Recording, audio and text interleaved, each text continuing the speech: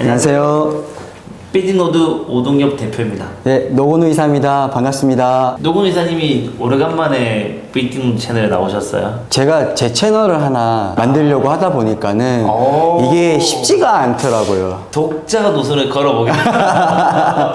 그러니까 대표님께서 계속 개인 채널 해야 된다, 해야 된다 이렇게 말씀하셨잖아요. 네. 그래서 준비해가지고 이제 촬영도 하고 지금 편집 중인 것들도 있고 그러다 보니까는 이게 신경을 쓰다 보니까는 소홀하게 느껴질 수 있는데 송구스럽네요. 자, 오늘은 최근 상반기, 네. 23년 상반기에 거래된 사례에 대한 얘기를 쭉 할 거예요. 네. 지역별로 뭐 거래가 더 많이 된 지역, 적게 된 지역 이런 쪽 얘기할 건데 23년 상반기 거래 양이라든가 금액 변동이라든가 이런 것들은 어땠나요?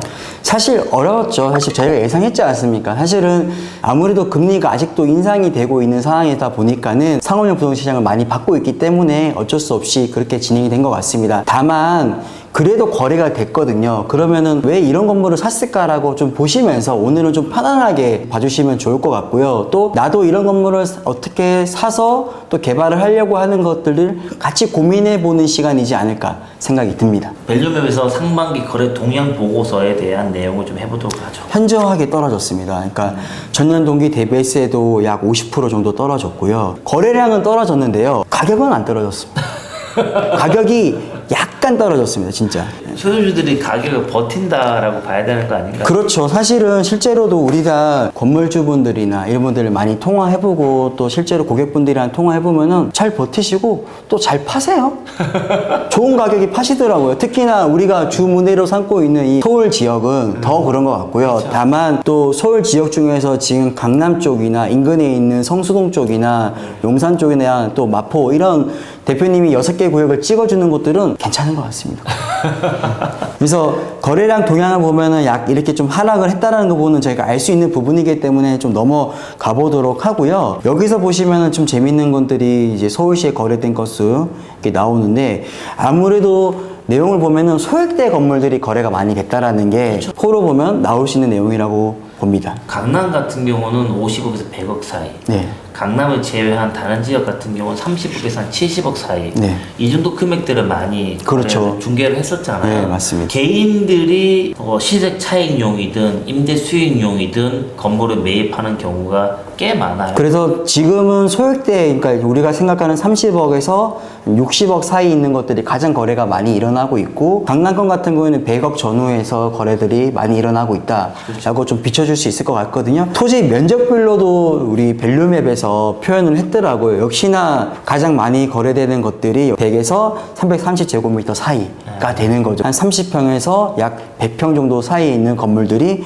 거래가 많다라는 거죠. 강남구 쪽의 강세가 확실히 돈이 몰리는 곳에 계속적으로 투자가 되고 있는 것들이 있고 마포구가 거래량이 증가했습니다. 우리 구별로 좀 또 보게 되면은 30거래 이상 된 것들 보면은 강남구, 마포구, 서초구, 성동구, 강남구나 마포구나 서초구, 용산구는 평당 가격이 상승세로 돌아섰다라고 밸류맵에서 분석하고 있더라고요. 평당가 상승세가 가장 높은 지역은 마포구네요. 네. 마포구가 다시 사람들이 요구하는 수익률로 돌아오면서 사람들이 증가하고 있는 것도 있고 한편으로는 코로나 때 공실이었던 지역들이 다시 차면서 외국인분들이 들어오시면서 좀 돌아가는 상권이 되고 있는 것 같다는 생각이 들고 다만 아직도 공실인 지역들은 있거든요. 그럼에도 불구하고 워낙 큰 상권이 마포구다 보니까는 그 마포구 내에서도 세세하게 잘 보시는 것들이 필요할 것 같습니다. 지금 마포구가 이렇게 가격이 많이 상승된 거는 아닌 지역이 그냥 주거지역인데 확장이 되면서 근생화되고 마포구가 좀 많은 것 같아요. 그리고 좀 양화대로 쪽 이쪽 올레가 사실은 그렇게 좋은 대로라고 생각은 하지 않았는데 최근에 팝업 스토어도 많이 들어오고 있고요. 맞아요. 그리고 뭐 애플이나 삼성이나 이런 대기업들이 이쪽으로 입점을 많이 예상을 하고 있기 때문에 그런 것들도 우리가 봤을 때 아무래도 대기업들이 봤을 때 이쪽에 상권이 확실히 이제 오피스 수요도 잡혔다라는 것들도 비춰지는 것 같아요. 강남구 같은 경우에는 거래량이 떨어진 건 맞습니다. 그렇지만은 가격 추이는 떨어지지 않고 희한하네요. 예. 거래 건수는 예전보다 줄었는데 네. 가격은 둘이 올랐어요. 네. 아무래도 아직까지도 제가 볼 때는 오피스 수요가 아직까지는 좀 건재하게 느껴지는 것들이 있고 통사옥들 건물로 신축으로 많이 지어지고 있잖아요. 그런 건물들이 대부분 다 지금 뭐 공신인 데도 있고 맞춰진 데도 있는데 그런 것들을 봤을 때 실제로 우리가 느껴지는 것들은 공실이 채워지는 것들이 보거든요. 오피스 수요에 맞게 건물이 지어진다면 대부분 차가 들어오더라고요. 그렇죠. 예, 그렇기 때문에 수요가 더 증가되다 보니까는 건수는 떨어지지만은 매매 가격을 견고하게 지금 지지하고 있다라고 비춰지는 것들이 있고요. 서초구는 좀 확실히 좀 안 좋아요. 가격도 좀 내려갔고 거래 건수도 많이 내려갔기 때문에 좀 더 이쪽은 좀 더 지켜봐야 되는 지역인 것 같이 느껴지더라고요. 저는 한 가지 더 말씀드리고 싶은 게 성수동이 뺏긴 것 같아요. 그 입지를 근생으로 운영되던 성수동에 업무 시설들이 야금야금 포진하면서 이 강남에도 성장해가지고 서초동으로 빠져나가야 될 분들이 아니면 서초동에서 강남으로 들어오시는 분들이 성수동으로 가시거나 성수동의 성장이 서초구를 좀 이렇게 무너뜨렸다. 공간에 대한 활용도가 아무래도 중공업 지역이 더 좋다 보니까는 그쪽으로 빠져나간 것 같은 느낌이 좀 있고요. 용산구 같은 경우에도 확실히 거래량이 떨어지긴 했지만 용산구는 가격이 올랐어요. 보시면 아시겠지만 왜 그러냐? 제가 볼 때는 아직도 호재가 반영된 게 없어요. 그렇죠. 예. 지금 아직도 호재 기다림 언젠가 되겠지라고 하는 이 기다림이죠. 기다림. 맞습니다. 용산공원의 개발과 현대차의 개발, 이태원 이쪽 한남 2구역, 3구역 이제 개발되는 것들, 뭐 또 여기 들어오는 것들 이런 것들이 아직까지 시작도 안 했거든요. 최근에 이제 유엔사 부지 대표님 기억하시죠? 이제 분양합니다. 아, 분양하는데 분양가가 얼마인지 아실까요? 얼마요? 분양가가 9,300입니다. 나이는 한남이 분양가가 6,100이었거든요. 아이고. 최고가를 이제 이렇게 넘어가는 용산구가 그러다 보니까는 가격의 추이가 거래량은 떨어져 있지만 호재성이 많은 지역이기 때문에 아직도 버티고 있다. 그리고 고객들이 관심이 많다라는 거고요. 지금 서울은 다른 도시예요.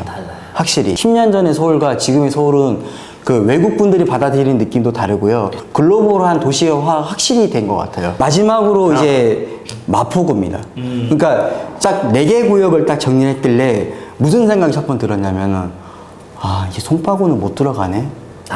이 두 번째는 성동구를 다뤘어야 되는데 성동구를 안 다루셨네. 다음에 송파구가 빠지고 성동구가 들어가지 않겠나 이런 생각도 좀 들었고요. 어쨌든 마포구가 확실하게 평당 가격이 좀 내려온 것 같긴 하지만은 거래 건수가 늘면서 확실히 거래량이 상승대로 돌아선 것 같다라는 이야기가 핵심적인 내용인 것 같습니다. 그래서 어쨌든 그렇게 되면은 수익률이 한 3% 중반대 나오는 물건들이 있는 지역이 마포구고 그런 지역들에 있는 것들은 계속 거래가 좀 잘 되지 않겠나 생각이 들었습니다. 서울하고 수도권에 있는 빌딩을 전부로 중개를 하고 있지만 네. 지방의 지역의 상권과 지방이 살아나야지 대한민국의 미래가 밝지 않을까 생각이 드는데 이런 자료 보면서 계속 이제 양극화 심해지면서 서울이 계속 이제 더 성장해 나가고 있다라는 얘기를 저도 하고 있고 자료 보니까 그렇죠.